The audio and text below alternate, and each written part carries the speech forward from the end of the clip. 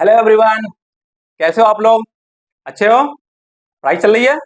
पढ़ाई करते रहिए। ओके, चलिए तो हम लोग क्लास स्टार्ट करते हैं। ओके, आज हम लोग क्या पढ़ेंगे? अभी आज हम लोग जो फर्स्ट लेक्चर था वो क्या पढ़े थे? 12th स्टैंडर्ड मैथमेटिक्स पढ़े थे। उसमें क्या देखे थे हम लोग जो जो टॉपिक हम लोग प्रीवियस क्लासेस में पढ़ चुके थे, कॉन्सेप्ट जो पढ़ चुके थे, उसके बेस पे हम लोगों ने क्वेश्चन सॉल्व किया है। और आज भी हम लोग क्या करेंगे, कुछ क्वेश्चन सॉल्व करेंगे, उसके बाद कंपोजिशन ऑफ फंक्शन पढ़ेंगे और इन्वर्टिबल फंक्शन पढ़ेंगे। कंपोजिशन ऑफ फंक्शन के बेस पे हम लोग कुछ क्वेश्चन सॉल्व करेंगे और इन्वर्टिबल इन्वर्टिबल फंक्शन के बेस पर भी कुछ क्वेश्चन सॉल्व करेंगे। और नेक्स्ट क्लास में हम लोग वो सब क्वेश्चन सॉल्व करेंगे जो बोर्ड एग्जाम में क्वेश्चन पूछा जा चुका है। ओके, तो चलो स्टार्ट करते हैं। और इससे रिलेटेड कोई भी डाउट्स हो, ओके, कोई भी डाउट्स हो तो आप लोग पूछते रहिएगा। ओके, तो स्टार्ट करते हैं, क्वेश्चन स्टार्ट करते हैं। और क्या हम देखेंगे क्वेश्चन में, जैसे कोई फंक्शन दिया हुआ है, वो पूछा जा रहा है कि फंक्शन वन वन है एंड ऑन टू है कि नहीं है।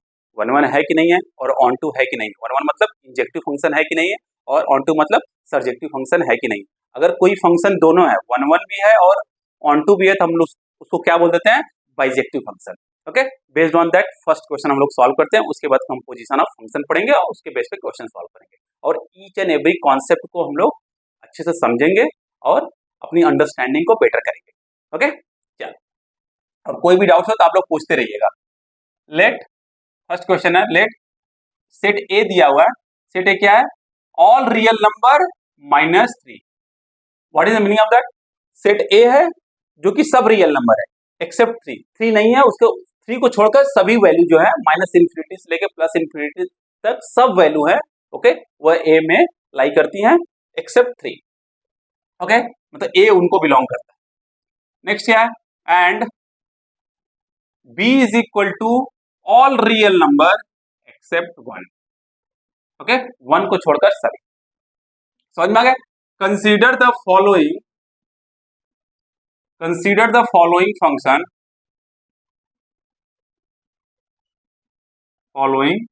Function f such that a tending to b। समझ में आ गया? जैसे फॉर दिस फंक्शन ए क्या हो गया? हमारा डोमेन हो गया। ओके, ये क्या हो गया? मतलब डोमेन को लाई करेगा और ये जो है को डोमेन को। वही ए जो है यहाँ पे दे दिया है r-3। ओके, और वही बी जो है यहाँ पे दे दिया क्या? r-1, real number -1। ओके, समझ में आ गया? डिफाइंड बाई, पहले क्वेश्चन को समझो। जब क्वेश्चन न समझ में आए ना, तो क्वेश्चन को छोटे छोटे पार्ट में तोड़ो और एक एक पार्ट को समझो और उसको सॉल्व करने की कोशिश करो। एक साथ जब क्वेश्चन पढ़ते हैं तो बहुत बार नहीं समझ में आता है, तो क्या करिए आप लोग छोटे छोटे पार्ट में क्वेश्चन को तोड़िए और उसको समझिए और उसके बाद प्रोसीड करिए। तब आपकी अंडरस्टैंडिंग बेटर होती जाएगी और बाद में प्रॉब्लम सॉल्व करने में आपको महारत हासिल हो जाएगी। समझ में आ गया? इसीलिए हम क्या करते हैं, अधिक से अधिक क्वेश्चन सॉल्व करते हैं और आप लोगों के लिए, जिससे आप लोगों का कॉन्सेप्ट बेटर हो जाए। ध्यान दीजिएगा इसको। And defined by f of x is equal to x-2 divide by x-3। Okay, ये दिया हुआ है। अब पूछा जा रहा है क्या यह फंक्शन जो है वन वन और ऑन टू है कि नहीं। Is function, okay, f one one and onto. Okay, justify your answer. अब कहा जा रहा है कि जस्टिफाई योर आंसर।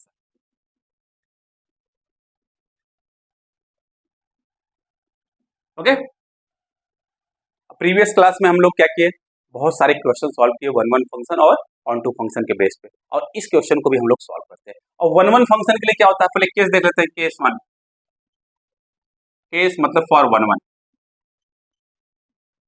सिंपल सा है। ओके, हम लोग बहुत सारे क्वेश्चन सॉल्व किए।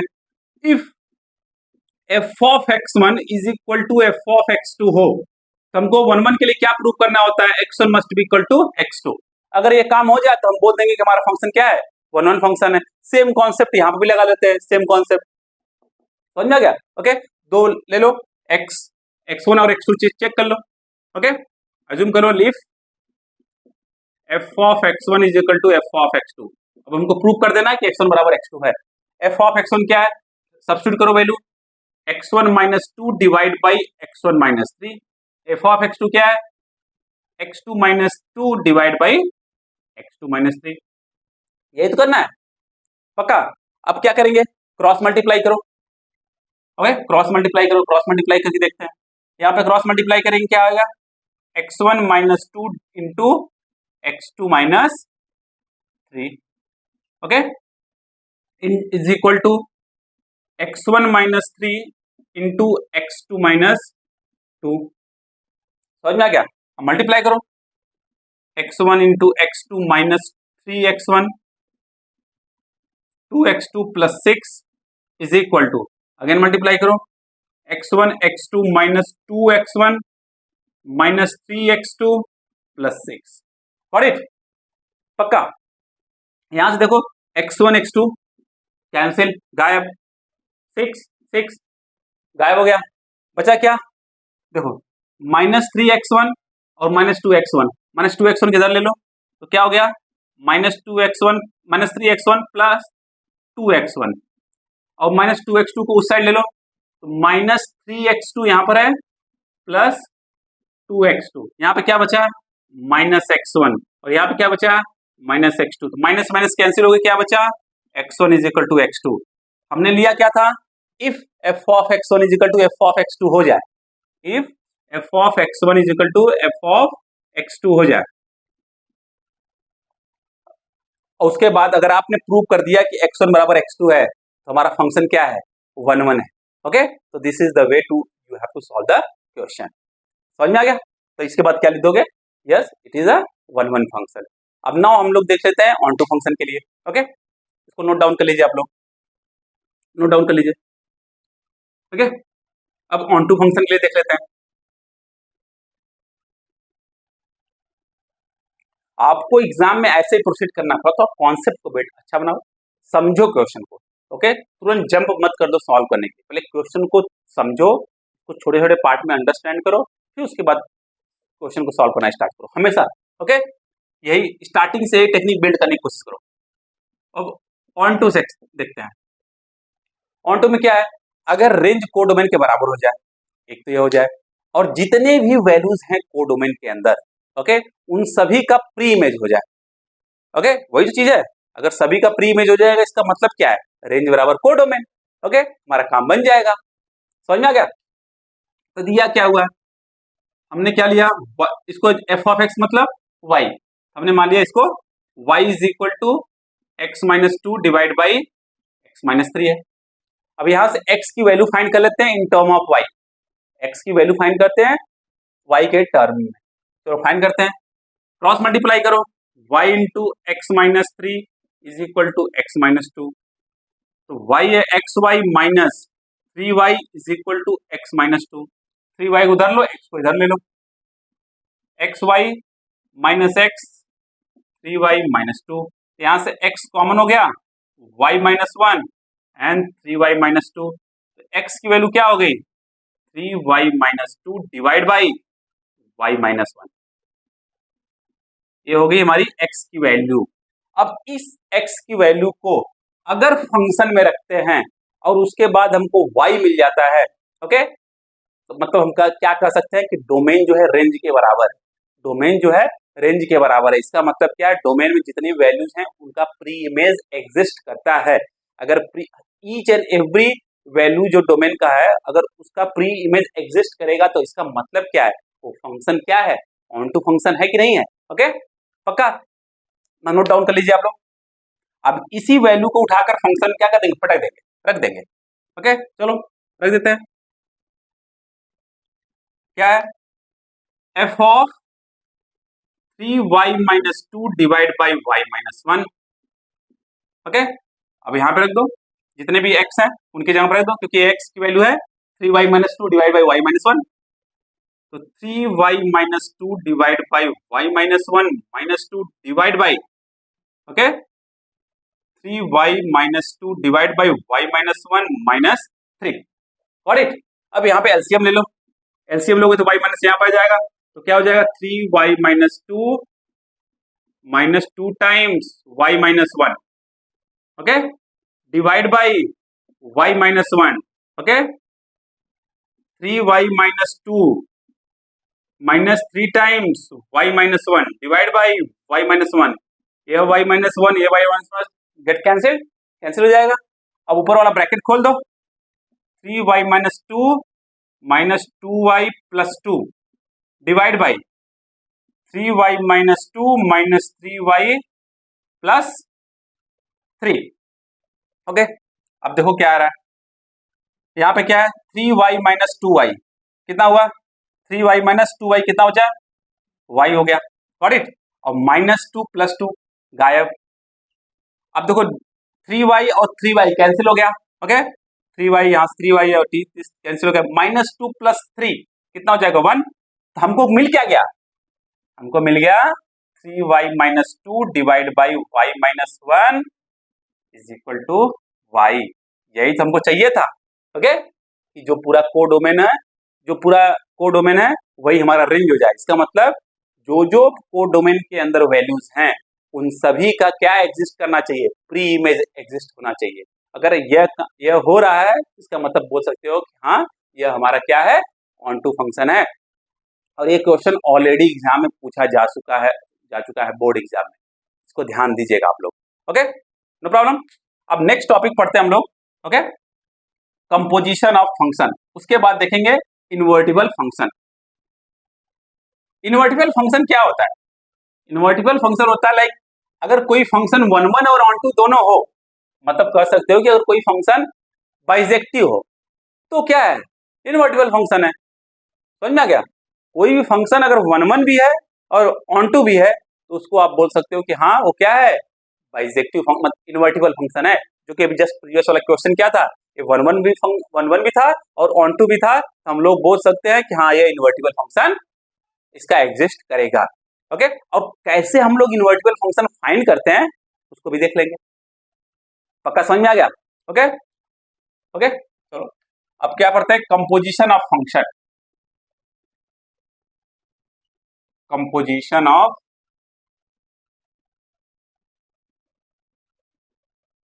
फंक्शन, ओके इसका मतलब क्या है, मतलब फंक्शन को कंबाइन करना, कंपोज करना उनको, ओके उनका कंपोजिशन करना, इसी को बोलते हैं कंपोजिशन ऑफ फंक्शन। अब उसको मैथमेटिकली कैसे करते हैं तो देखते हैं, समझ में आ गया। मान लो ये हमारा क्या है, एक्स है, ओके अब एक्स को हम लोग क्या करिए, किसी फंक्शन के अंदर सब्स्टिट्यूट कर दिए, ओके मतलब रख दिए। जब फंक्शन में रखोगे तो मिलेगा क्या हमको, एफ ऑफ एक्स मिलेगा कि नहीं मिलेगा।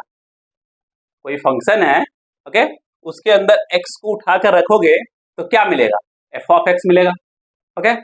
अब इसी फंक्शन को दूसरे फंक्शन के में ले लिया गया, ओके इसी फंक्शन को दूसरे फंक्शन के ओके में अंदर सब्स्टिट्यूट कर दिया गया, तो हो क्या रहा है, सिंपल से क्या हो जा रहा है, ध्यान दो। अब यहाँ पे x को f में डाला, एफ ऑफ एक्स बना। अब एफ ऑफ एक्स क्या हो जाएगा, ध्यान दो, x क्या है, इस फंक्शन का डोमेन है और ये क्या है, इस फंक्शन का रेंज है।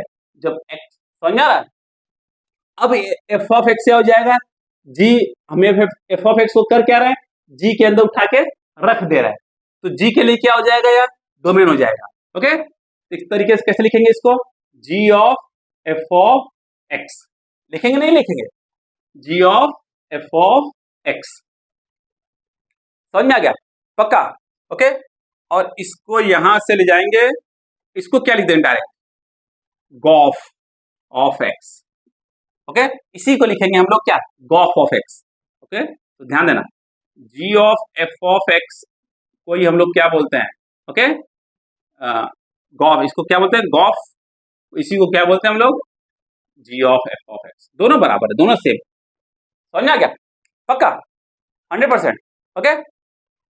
इसी को हम लोग क्या बोलते हैं, okay composition of function, okay जो एफ ऑफ एक्स के लिए एक्स डोमेन है, ओके और एफ ऑफ एक्स क्या है, एफ का रेंज हो गया। और यही एफ ऑफ एक्स क्या हो जा रहा है, जी का जो हो जा रहा है वो डोमेन हो जा रहा है, और ये क्या हो जा रहा है, उसका रेंज हो जा रहा है, समझ में आ गया, पक्का 100%, ओके इसी देख लेते हैं हम लोग, ओके तो नोट डाउन कर लीजिएगा आप लोग, ओके लेट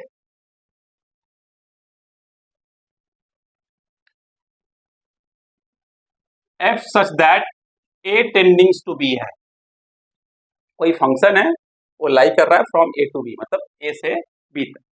एंड दूसरा फंक्शन है, क्योंकि कंपोजिशन फाइंड करना है, तो फंक्शंस का कंपोजिशन मतलब दो फंक्शन तो कम से कम होने चाहिए। ओके, सच दैट अब यहाँ पे जो एफ का रेंज बनेगा वही इसका मतलब जो डोमेन होगा या को डोमेन होगा वही इसका डोमेन बन जाएगा। बात समझ में आ रही है? बी सच दैट, तभी जाके आप क्या फाइंड कर सकते हो? कंपोजिशन, दो फंक्शन के बीच में कंपोजिशन तभी फाइंड कर सकते हो।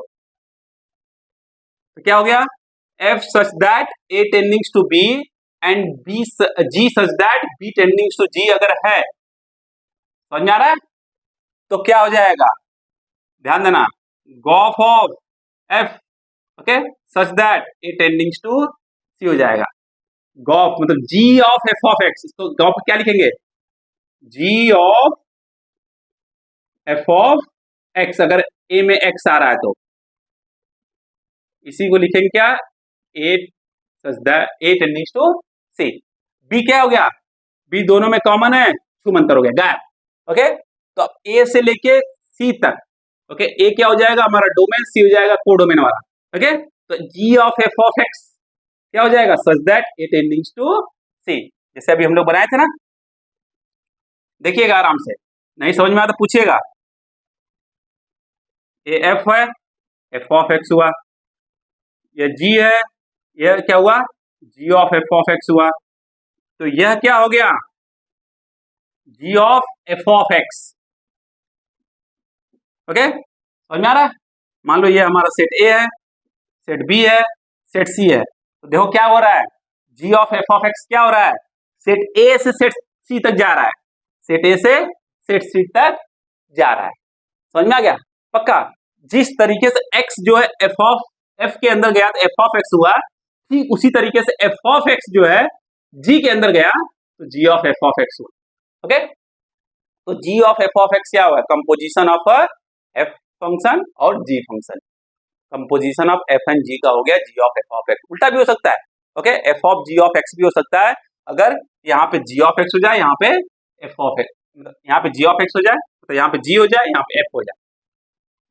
समझ में आ गया? पक्का 100%? ओके, इसके बेस पे कुछ क्वेश्चन सॉल्व कर लेते हैं।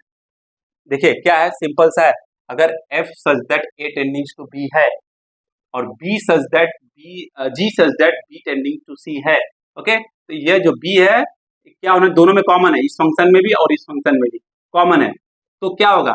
जो जी ऑफ एफ ऑफ एक्स होगा, जी ऑफ एफ ऑफ एक्स क्या होगा? ए से लेके सी तक लाई करेगा, मतलब ए टेंडिंग्स टू सी तक जाएगा, ठीक इसी तरीके से। पक्का समझ में आ गया? इसी को हम लोग क्या बोलते हैं? Composition of function. अब इसके बेस पे हम कुछ क्वेश्चन सॉल्व करते हैं, तुम्हारी अंडरस्टैंडिंग और बेटर हो जाएगी। बस इसको ध्यान दीजिएगा, जो एफ ऑफ एक्स है ये वाला, वो जी के लिए क्या हो जा रही है? ओके, जो एफ के लिए एक्स है, जो फंक्शन एफ के लिए एक्स काम कर रहा है, ठीक उसी तरीके से फंक्शन जी के लिए एफ ऑफ एक्स काम करेगा। समझ में आ रहा? पक्का? Okay, no problem, note down कर लीजिए आप। अब इसके बेस पे कुछ क्वेश्चन सॉल्व करते हैं और अपने अंडरस्टैंडिंग को और बेटर करते हैं। कंपोजिशन ऑफ फंक्शन मतलब दो फंक्शन एक साथ आ रहे हैं, ओके, तो कुछ कॉमन होना चाहिए उनके बीच में, तभी जाके एक साथ आएंगे। जैसे क्या था? F such that A टेंडिंग्स to B, क्या था कॉमन? क्या था? F such that A टेंडिंग्स to B और G such that B टेंडिंग्स to C, तभी जाके इसका मतलब ये है, दोनों आ गए, ओके, कॉमन, तब जाके क्या हुआ? जी of F of X such that A टेंडिंग्स to C, और इसी को डायरेक्ट लिख सकते हो क्या? जी ऑफ मतलब gof such that A टेंडिंग्स to C. समझ में आ गया? अब मान लो अगर यहाँ पे सी हो जाए और यहाँ पे डी हो जाए तो इसका कंपोजिशन नहीं है। समझ में आ रहा है? पक्का 100%? ओके, इसका कंपोजिशन नहीं बनेगा। ओके, चलो अब इसकी वजह से कुछ क्वेश्चन सॉल्व कर लेते हैं, तब जाके हमारी अंडरस्टैंडिंग क्या होगी और बेटर हो जाएगी। तो क्वेश्चन नंबर 2 है, let f such that 1 3 4, okay, अब सेट दे दिया है। अब ए की जगह क्या दे दिया है? मतलब जैसे ए सेट है ना, तो उसके जगह क्या दे गया? उस सेट के अंदर एलिमेंट्स क्या क्या है वो दे दिया गया है। टेंडिंग्स टू 1 to 5, जैसे ये ए है, यह बी है, वही तो बात है, F such that A टेंडिंग्स to B. अब जी क्या दिया गया, एंड जी सच दैट, अब जी मतलब कंपोजिशन अगर फाइंड करना है दोनों फंक्शन एफ और जी का कंपोजिशन फाइंड करना है तो ध्यान दीजिएगा, यह जो है वही यहाँ पे होना चाहिए, तभी जाके कंपोजिशन फाइंड हो सकता है। चलो 1 to 5 टेंडिंग्स टू 1 and 3, ये दे दिया। ओके, और क्या दिया, कॉम्बिनेशन इन दोनों का क्या दिया, गिवन बाई एफ क्या दिया, एफ जो दिया क्या दिया है, सब एफ दिया है 1, 2, 3, 5 ऑर्डर पेयर एंड 4, 1, ये एफ दे दिया गया है। उसी तरीके से जी दे दिया गया है, जी क्या दिया हुआ है देखते हैं, जैसे 1, ओके, अब जी क्या दिया है यहाँ पे 2 भी है 3 भी है, ओके हाँ समझ में आ गया। अब जी क्या दिया है देखो ध्यान 1, 2, चलो 1, 2, 2, 3, 2, 3 एंड 5, 1, 5, 1, यह दे दिया गया है। क्या दिया है देखो 1, 2 ऑर्डर्ड पेयर, 2, 3 ये वाला एंड 5, 1 ये दिया, मतलब दो फंक्शन ऐसे दे दिए गए। समझ में आ गया। अब क्या पूछ रहा है, अब ध्यान देना, इसका मतलब क्या होता है ध्यान दो। अब इसको कैसे, अब तो लिख तो दिया गया क्वेश्चन के अंदर, इसका मतलब क्या है ऑलरेडी हम लोग रिलेशन में पढ़ चुके हैं, पर और समझ लेते हैं। इसका मतलब है what is the meaning of that, जब फंक्शन के अंदर 1 रखेंगे तब 2 मिल जाएगा, कोई फंक्शन होगा उसके अंदर 1 को सब्स्टिट्यूट किया तो 2 मिल गया, 3 को सब्स्टिट्यूट किया तो 5 मिल गया, 4 को सब्स्टिट्यूट किया तो 1 मिल गया, मतलब 4 को फंक्शन में रखा तो 1 मिल जाएगा। ठीक उसी तरीके से अगर 1 को जी के अंदर डाला तो 2 मिल गया, 2 को जी के अंदर डाला तो 3 मिल गया, 5 को जी के अंदर डाला तो 1 मिल गया। ये समझ में आ गया। अब क्या पूछ रहा है, फाइंड गॉफ, कह रहा है कि फाइंड करो क्या, गॉफ। गॉफ का मतलब जी of F of x, okay, और इसी को क्या बोल देंगे, G of F of X. समझ में आ गया। तो अब हर एक वैल्यू के लिए फाइंड करेंगे। अब देखो जब x 1 हो जाए, यहां पे देखो जब x 1 हो जाए, यहां इधर देखो अच्छे से, जब x 1 हो जाए मतलब ये 1, समझ में आ गया। जब हमने x को यहां पे देखो, जब x को 1 लिया तो जो f ऑफ 1 होगा वो क्या होगा, 2 तो होगा, अभी जस्ट एक्सप्लेन किया हूं तो लिख लिया 2। अब g क्या हो गया, g ऑफ 2 आ गया। अब देखो g ऑफ 2 क्या दिया है, ये इधर देखो g ऑफ 2, जब g के अंदर 2 रखेंगे तो क्या मिलेगा 3, ओके, तो क्या मिल गया, पहला गॉफ ऑफ 1 क्या मिला, गॉफ ऑफ 1 3 मिल गया। बात समझ में आई, ओके। तो गॉफ ऑफ पहले हमने जो है वहां पे वैल्यू फाइंड कर लेंगे, ये भी फाइंड करेंगे, ये भी फाइंड करेंगे, ये भी फाइंड करेंगे, क्योंकि जो f है वह अंदर है इसलिए ये इस वैल्यू को फाइंड करेंगे। तो हमने क्या किया, पहले सबसे पहले 1 फाइंड किया, तो गॉफ ऑफ 1 का मतलब क्या हो गया, g ऑफ f ऑफ 1, और f ऑफ 1 का मतलब क्या हो गया 2, जब 1 रखेंगे फंक्शन में तो जाके 2 मिलेगा, 2 हो गया, ओके। और जब g ऑफ 2 मिला, g ऑफ 2 का मतलब क्या हो गया, सिंपल से यहाँ देखो g ऑफ 2 का मतलब 3 हो गया, अभी जस्ट हमने एक्सप्लेन किया सर्कल बनाकर, ओके। ठीक उसी तरीके से अब क्या फाइंड करते हैं, चलो 3 रखते हैं, तो Gauff of 3, what is the meaning of that, g of f of 3। अब f ऑफ 3, अब देखो यहाँ पे, चलो यहाँ पे चलते हैं, f ऑफ 3 है क्या, 5 है कि नहीं है, समझ में आ रहा है, तो g ऑफ 5 हो गया। अब देखो g ऑफ 5 क्या है, जब g के अंदर 5 रखा तो क्या मिल गया, 1 मिल गया, तो हमको क्या मिल गया, गॉफ ऑफ 3 1 मिल गया। पक्का समझ में आ गया 100%। चलो नेक्स्ट क्या फाइंड करते हैं, gof of 4, okay. Gauff of 4 मतलब g ऑफ f ऑफ 4, और जो f ऑफ 4 है वो है क्या, देखो यहाँ पे f ऑफ 4 क्या है 1 है, जब 4 एफ के अंदर रखेंगे तभी जाके 1 मिलेगा। ओके, पहला क्या होता है, डोमेन दूसरा रेंज होता है, ध्यान देना, पहला डोमेन दूसरा रेंज, पहला डोमेन दूसरा रेंज। ओके, तो एफ ऑफ 4 है क्या, 1 है, तो जी ऑफ 1 आ गया। अब जी ऑफ 1 क्या है, 2 है कि नहीं है, जी ऑफ 1 क्या है, 2 है। ओके, हमको क्या मिल गया, गॉफ। ओके, गॉफ क्या मिल गया, गॉफ हमको मिल गया 3 1 2, यही तो मिला गॉफ, 3 1 2। ओके, अब उसके अंदर रखे क्या क्या है, एफ के अंदर क्या क्या रखे थे, 1 3 4 रखे तब जाके 3 1 2 मिला, 1 3 4 रखे तब जाके 3 1 2 मिला। इसको याद है, ध्यान लिख लो अच्छे से।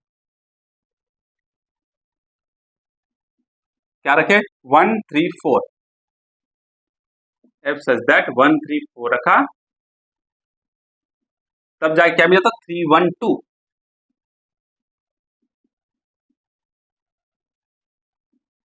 अब ऐसे ही फॉग पूछा जा सकता है कि फॉग फाइंड करो, ध्यान दो, तो गॉफ हो गया, तो फॉग फाइंड कर लेते हैं और हमारी अंडरस्टैंडिंग बेटर हो जाएगी। चलो इसको नोट डाउन कर लीजिए आप लोग, फॉग, ये तो गॉफ हो गया, अब फॉग फाइंड कर लेते हैं। क्या फाइंड करते हैं, फाइंड फॉग। चलो फॉग, अब जी यहां पर है। ओके, जी जो है एफ के लिए डोमेन का काम करेगा। ओके, मतलब एज ए इनपुट का काम करेगा, तो इसलिए जी में आप क्या करेंगे, अब 1 to 5 में देखेंगे, 1 to 5 में देखेंगे कितनी वैल्यू आ रही है, चलो देखते हैं, बात समझ में आ रही कि नहीं समझ में आ रही, तो देखते हैं। इसका मतलब क्या हो गया, जी। ओके, इसको देख लो, गॉफ ऑफ 1, गॉफ ऑफ 1 का मतलब क्या हो गया, एफ ऑफ जी ऑफ 1। अब जी ऑफ 1 की वैल्यू है क्या, जी ऑफ 1 की वैल्यू 2 है, एफ ऑफ 2 मिला, और एफ ऑफ 2 की वैल्यू कुछ है क्या यहाँ पर, क्योंकि यहाँ पे है ही नहीं कुछ, ये वाले वैल्यू में नहीं मिलेगा, बात समझ में आ रही है, क्योंकि यहाँ पे 2 है ही नहीं है तो मिलेगा नहीं। तो नेक्स्ट चेक करते हैं, फॉग ऑफ 2 चेक कर रहा हूं, इसका क्या हो जाएगा, जी ऑफ 2। अब जी ऑफ 2 की वैल्यू है क्या, 3 है, तो देखते हैं एफ ऑफ 3, और एफ ऑफ 3 की कुछ वैल्यू है क्या, देख लो 5, एफ ऑफ 3 की वैल्यू क्या है 5, इसका मिल गया हमको। अब क्या करेंगे, चेक करेंगे, 5 चेक करो, तो क्या हो गया, एफ ऑफ जी ऑफ 5, चलो कोई बात नहीं। अब जी ऑफ 5 है क्या, 1 है, तो रख दो एफ ऑफ 1, और एफ ऑफ 1 है क्या 2, तो मिल गया, समझ में आ गया, तो इन दोनों का मिल गया, इसका नहीं मिला, क्योंकि फॉग ऑफ 1 का मतलब क्या हो गया, f of ji of 1, g of 1 की वैल्यू क्या आ रही है 2 आ रही है, और देखे 2, तो यहाँ पे कहीं 2 है क्या इनपुट में, नहीं, तो नहीं है तो नहीं मिलेगा। ओके, समझ में आ गया, इसको नोट डाउन कर लीजिए। ओके, इसी को बोलते हैं composition of function, gof fog, यही करते रहना है।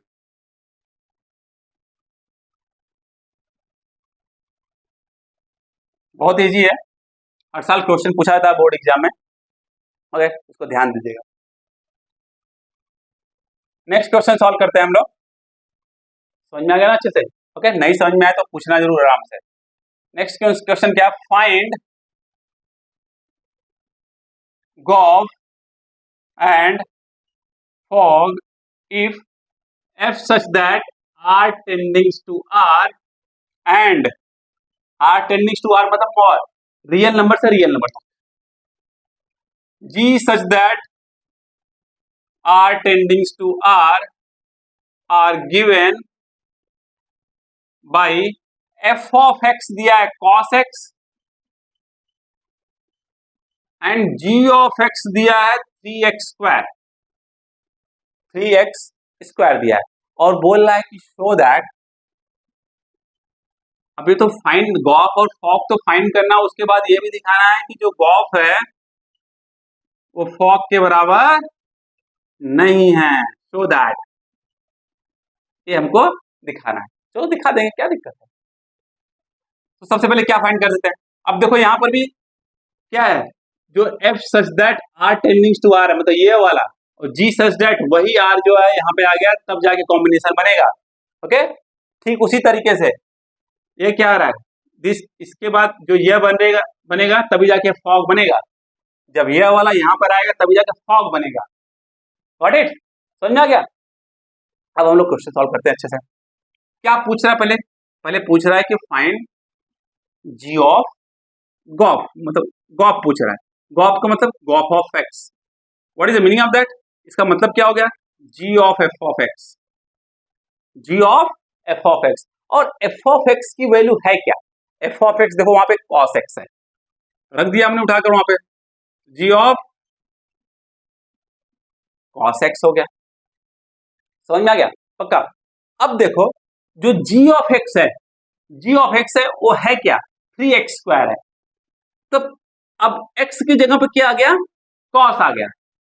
तो G of cos of x क्या होगा? जी ऑफ कॉस ऑफ एक्स होगा 3 ऑफ कॉस एक्स स्क्वायर, मतलब 3 कॉस स्क्वायर एक्स हो जाएगा। पक्का? ठीक उसी तरीके से हम क्या फाइंड कर लेते हैं? Fog of X. ये क्या होगा? F of ji of X, और F of ji of x क्या है? 3x²। लिखो 3x²। अब देखो जो एफ ऑफ एक्स था वो क्या था? Cos x. Okay, x x cos x. तो जब एफ ऑफ 3 ऑफ x² होगा तो क्या होगा? Cos of 3x²। Okay, cos of 3x²। क्या दोनों बराबर है क्या? हमको क्या पूछा था? गॉफ और फॉग, तो दोनों निकल तो गया। अब कह रहा है कि show that this is equal to this, this is not equal to this. Simple सी बात है, यहाँ पे दोनों बराबर नहीं है, इसका मतलब क्या हो गया? जी of this is not equal to this. Proved, show करना था। Okay, done, got it. ऐसे हम लोग क्या करेंगे? Composition of a function find करेंगे। पक्का समझ में आ गया? और एक क्वेश्चन और सॉल्व कर लेते हैं, उसके बाद हम लोग क्या देखते हैं? इनवर्टिबल फंक्शन देखते हैं। ओके, इसको नोट डाउन कर लीजिए आप लोग, इसको नोट डाउन कर लीजिए। एक क्वेश्चन और देख लेते हैं जो एग्जाम में ऑलरेडी पूछा जा चुका है।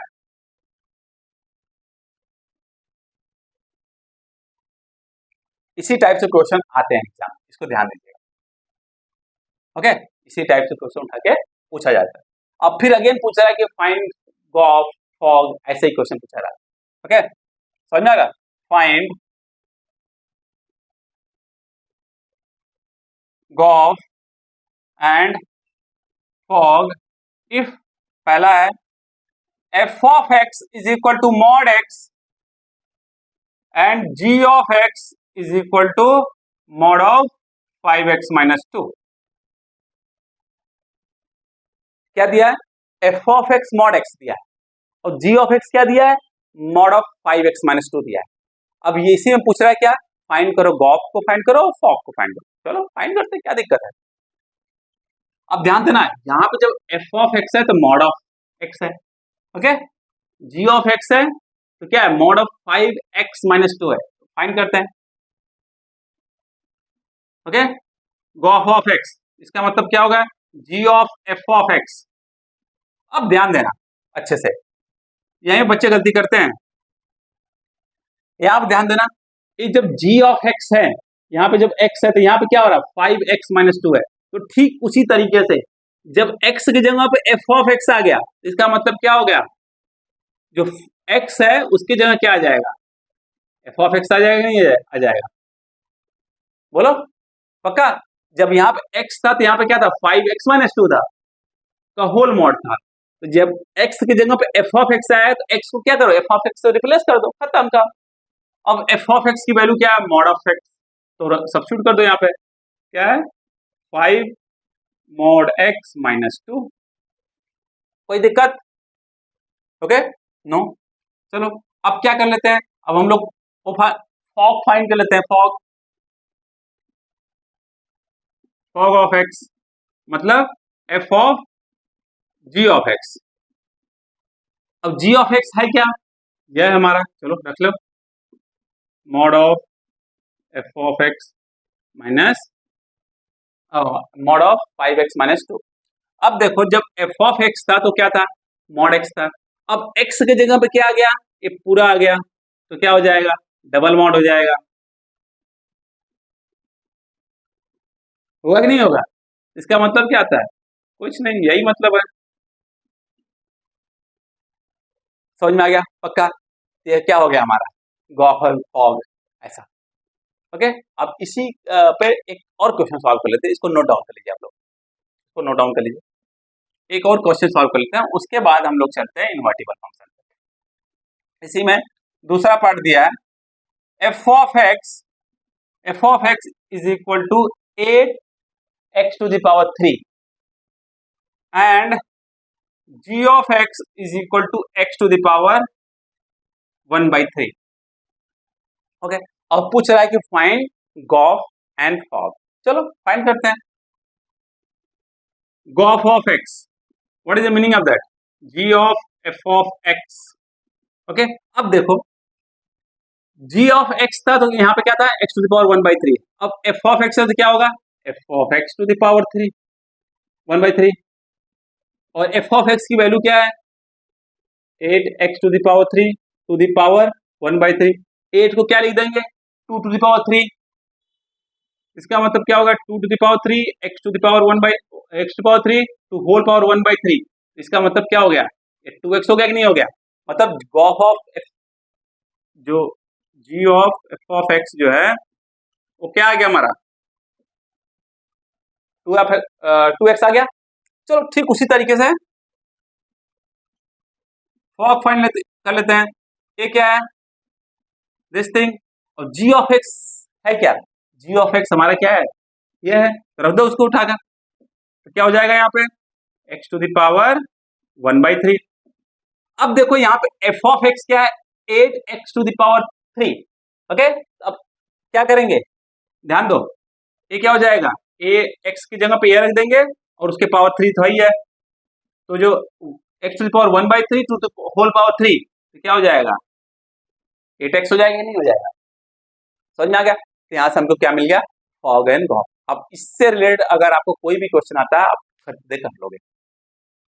समझ में? Composition of a function, combination of function, कैसे कंबाइन करना फंक्शन को। f such that a tendings to b है और g such that b tendings to c है, तभी जाकर गॉफ और फॉग आप मतलब गॉफ फाइंड कर सकते हैं, उस केस में गॉफ फाइंड कर सकते हैं।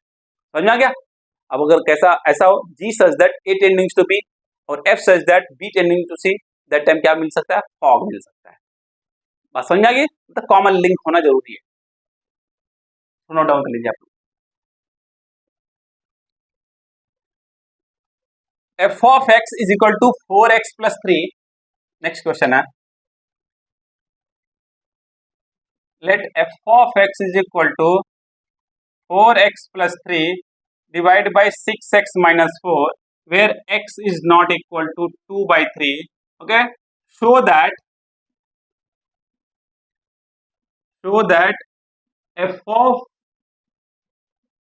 of f is equal to x, okay, for all x which does not equal to 2/3 and find the inverse। and पूछ रहा है find the inverse, find the inverse। समझ में आ गया? क्या पूछ रहा है? फाइंड द इनवर्स पूछ रहा है। f ऑफ x क्या है? 4x plus 3 है, डिवाइड बाई 6x minus 4 है। ओके, जहां पर x is equal to x does not equal to 2/3 होगा। क्यों? अगर x इज इक्वल टू 2/3 रखते हैं तो क्या मिल रहा है? डिनोमिनेटर में क्या मिल जाएगा? 4 माइनस 4 मतलब 0। डिनोमिनेटर 0 हो जाएगा तो पूरा फंक्शन क्या हो जाएगा? अनडिफाइंड हो जाएगा कि नहीं हो जाएगा? ओके, इसलिए x can not be equal to 2/3। इतना समझ में आ गया? और क्या कर रहा है? Show that f of f मतलब of is equal to x for all x does not equal to 2/3। for all x does not equal to 2/3 मतलब x 2/3 नहीं हो सकता। फाइंड द इनवर्स, इनवर्स भी फाइंड करना है। अब किसी फंक्शन का इनवर्स कैसे फाइंड करते हैं और इन्वर्टिबल फंक्शन क्या होता है पहले वो देख लेते हैं, उसके बाद इसको सॉल्व करते हैं।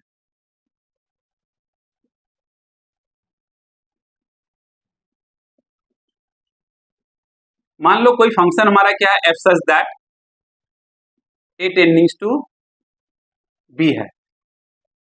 ओके, समझ में आ गया?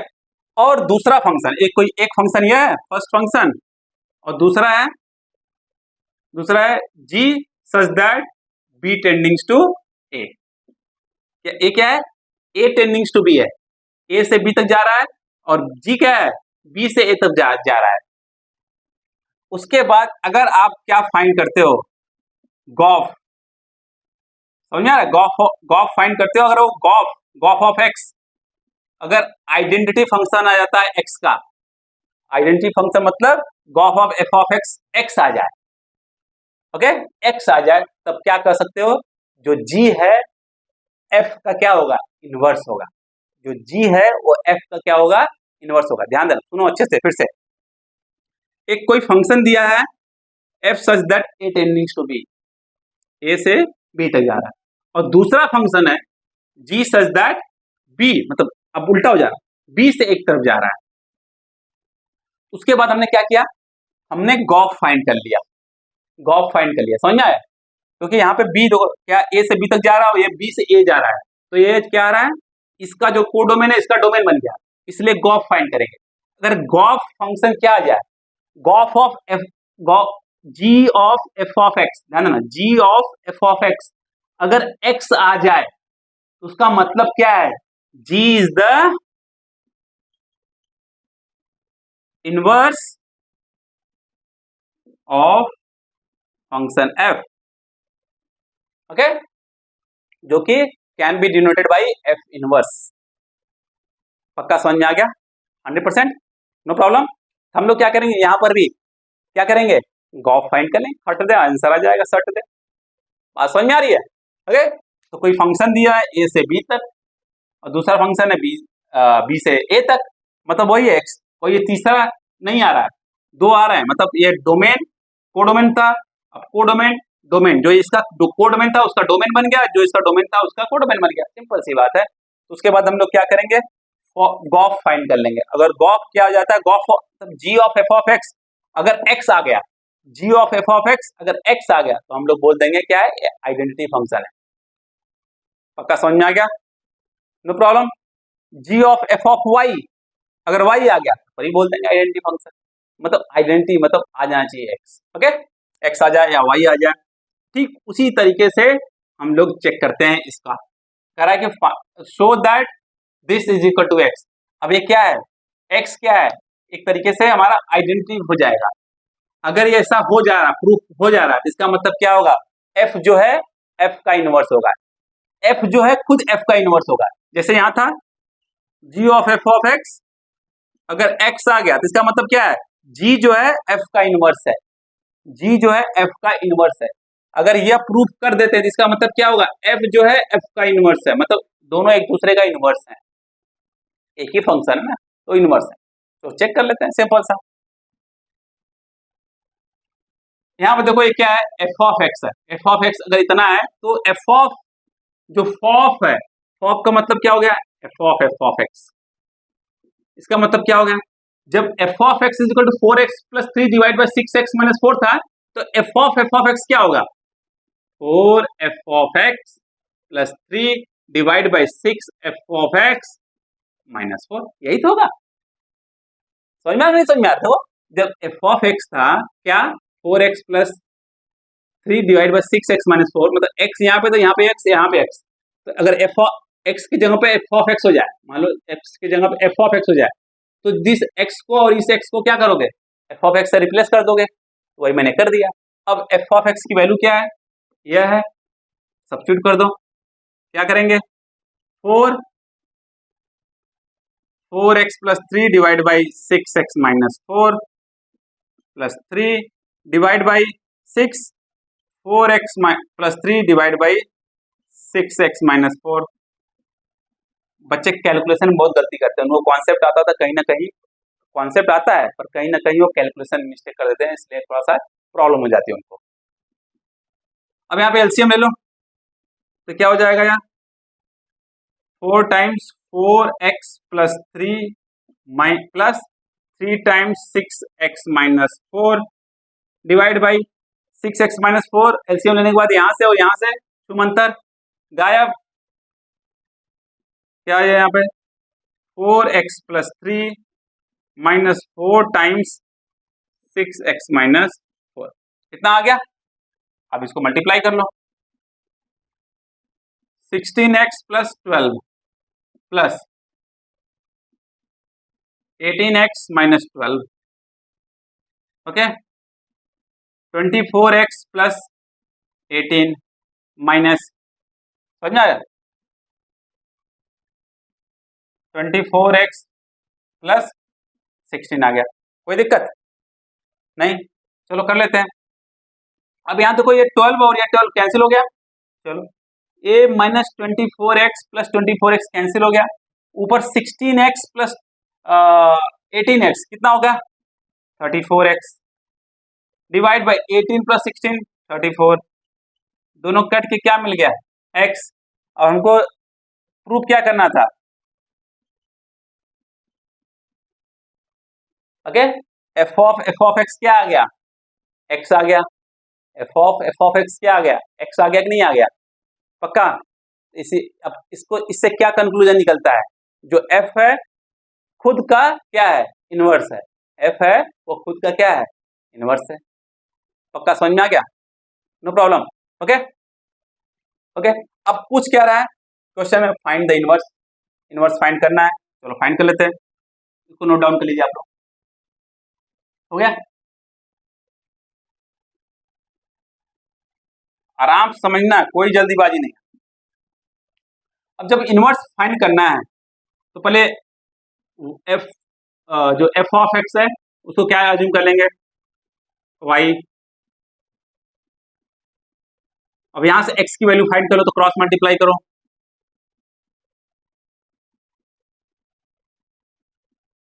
समझ में आ गया? चलो, तो क्या हो गया? 6xy - 4y = 4x + 3। यहां से x की वैल्यू फाइंड करो। इसको यहां पे ले लो, इसको इधर ले लो। क्या हो जाएगा? 6xy - 4x = 4y + 3। यहां से क्या कॉमन है? x। 6y - 4 = 4y + 3। x की वैल्यू क्या हो गई? 4y + 3 divide by 6y - 4। ये हो गई? पक्का? और हमको पता है कि जो f of x है वो होता है क्या है? y होता है। तो x यहां से क्या हो जाएगा? f inverse y। समझ में आ गया? पक्का? तो x की जगह क्या रख देंगे? f inverse y। चलो लिख लेते हैं, f इनवर्स y। ये क्या हो जाएगा? 4y + 3 divide by 6y - 4। अब x, y को x से रिप्लेस कर दो। f इनवर्स x क्या हो गया? 4x + 3 डिवाइड बाई 6x - 4, जहां पे x can not be equal to 2/3 which is already given in the question. देखो यही आ गया ना। f of x क्या था? 4x + 3 divide by 6x - 4। और फिर f इनवर्स x क्या आ गया? 4x + 3 divide by 6x - 4। मतलब जो गिवन फंक्शन है वो खुद का इनवर्स है। समझ में आ गया? क्योंकि f of f जो है वह x आ गया, तो वहां से हमको कंक्लूजन निकालने में आसानी हो गई कि जो फंक्शन है खुद का इनवर्स है। और जब इनवर्स फाइंड किया तो खुद वही फंक्शन आ गया जो फंक्शन दिया हुआ था। Hence proved. समझ में आ गया? पक्का? 100%। नोट डाउन कर लो इसको। ओके, तो क्या करो? नोट डाउन कर लो। चलो एक और क्वेश्चन कर लेते हैं, तो और कॉन्सेप्ट जो थोड़ा सा क्लियर हो जाएगा हम लोगों का।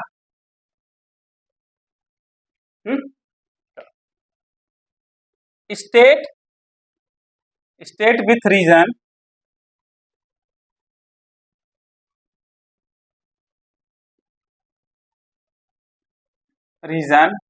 whether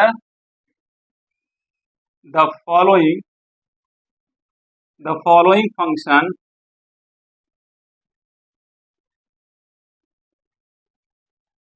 okay has inverse or not। हमको रीजन देना है कि जो कुछ फंक्शन दिया है वह इनवर्स फंक्शन है कि नहीं। समझ में आ गया? अब देखते क्या क्या दिया है, उसके हिसाब ही तो बताएंगे। पहला दिया है f such that 1 2 3 4 टेंडिंग्स टू 10। चलो ओके, ये दिया है। अब इस पे क्या दिया है, इस पे दिया है कि f इज इक्वल टू 1,10, 2,10, 3,10, 4,10 यह दिया और पूछ रहा है कि जो फंक्शन है क्या यह इस फंक्शन का इनवर्स एग्जिस्ट करेगा कि नहीं करेगा। सबसे पहली बात, इनवर्स फाइंड करने से पहले आपको देखना पड़ेगा क्या कि फंक्शन वन वन फंक्शन है कि नहीं, फंक्शन ऑन टू फंक्शन है कि नहीं। अगर फंक्शन वन वन और ऑन टू है तो भी तभी जाकर उसका वो इन्वर्टिबल फंक्शन होगा। अब जब इन्वर्टिबल फंक्शन होगा तभी जाके आप उसका इनवर्स फाइंड कर सकते हैं। समझ में आएगा। जब भी क्वेश्चन में पूछा जाए चेक करो कि गिवन फंक्शन का इनवर्स एग्जिस्ट करेगा कि नहीं, तो आप तुरंत उसका बाइजेक्टिव चेक कर लो कि फंक्शन वन वन है कि नहीं, ऑन टू है कि नहीं। अगर दोनों है तो उसका मतलब function inverse function invertible function होगा ही होगा। अब जब इन्वर्टिबल फंक्शन होगा तो उसके बाद हमको पता है कैसे फाइंड करते हैं। जो भी फंक्शन दिया उसको y एज्यूम कर x की वैल्यू को y के टर्म में फाइंड कर लेते हैं। फिर उसके बाद क्या करते हैं, हमको पता है कि f of x is equal to y होता है, तो x इजिकल टू क्या हो जाएगा, f इनवर्स y हो जाएगा। फिर x को f इनवर्स y से रिप्लेस कर देंगे, फिर उसके बाद जितने भी y हैं उसको x से रिप्लेस कर देंगे। समझ में आ गया। यही तो होगा जो प्रीवियस क्वेश्चन के अंदर हम लोग किए।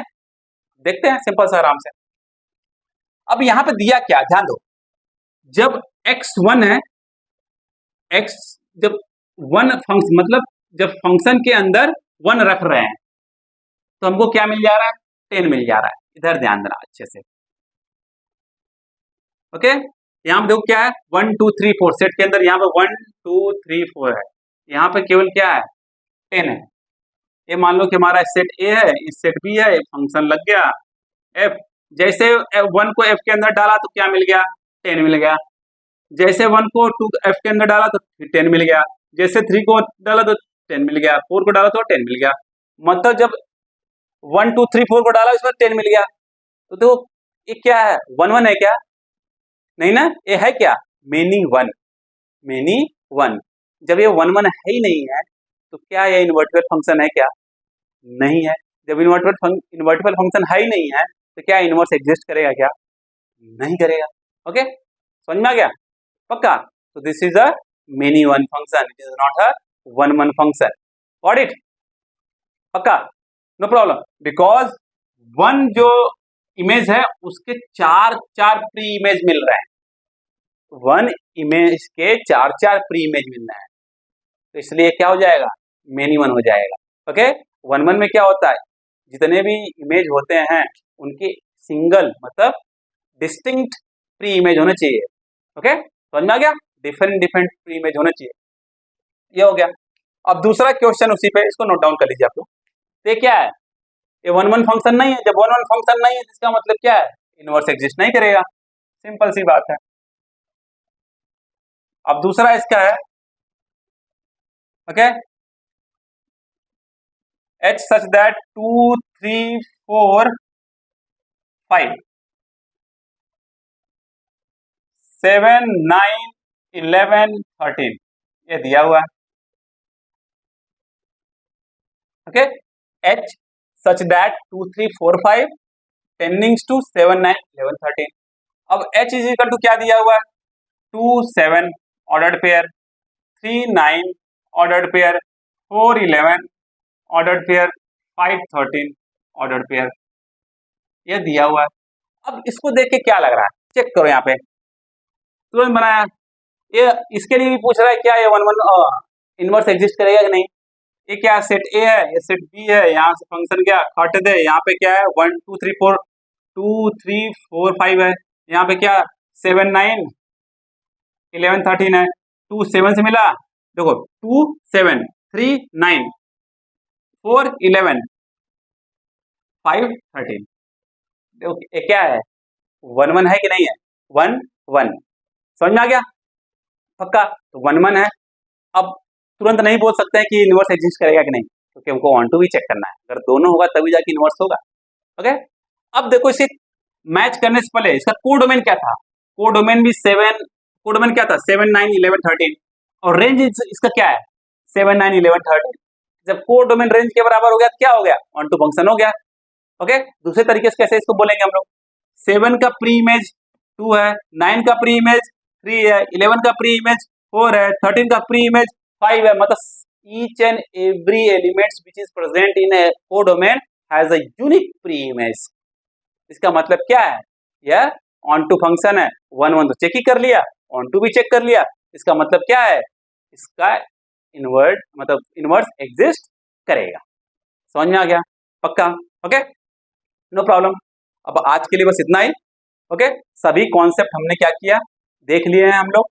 अब इसके बाद क्या करेंगे, जो प्रीवियस ईयर्स में क्वेश्चंस आए हैं, ओके, जितना भी हम लोग पढ़े हैं उसका मतलब तभी होता है जब प्रीवियस ईयर्स क्वेश्चन को हम लोग सॉल्व कर सकें अच्छे से। जब प्रीवियस ईयर्स को क्वेश्चन को अगर हम लोग सॉल्व कर लेंगे तो हमारा कॉन्फिडेंस जो है बूस्ट हो जाएगा और जो एग्जाम में आराम से हम लोग पूरा का पूरा मार्क्स स्कोर कर लेंगे। समझ में आ गया। तो नेक्स्ट क्लास में हम लोग क्या करेंगे, प्रीवियस ईयर्स से रिलेटेड जितने भी क्वेश्चन है उसको सॉल्व करने की, कुछ अच्छे क्वेश्चन जो है सॉल्व करने की कोशिश करेंगे और अंडरस्टैंड करेंगे चीज़ों को कि किस तरीके से जो सीबीएसई है बोर्ड में क्वेश्चन पूछता है। ओके, तो आज के लिए बस इतना ही। जाने से पहले, हाँ, उससे पहले अगर आप लोगों को कोई भी डाउट्स हो तो आप लोग पूछ लीजिएगा, नेक्स्ट क्लास में डेफिनेटली हम उसको सॉल्व करने की कोशिश करेंगे। और जाने से पहले अगर ये वीडियो पसंद आया तो इसको लाइक करिए, शेयर करिए, सब्सक्राइब करिए और बेल आइकन दबा दीजिए जिससे आपको नोटिफिकेशन मिले जैसे ही मैं वीडियो अपलोड करूँ। Okay, bye bye, take care, okay, पढ़ते रहिएगा।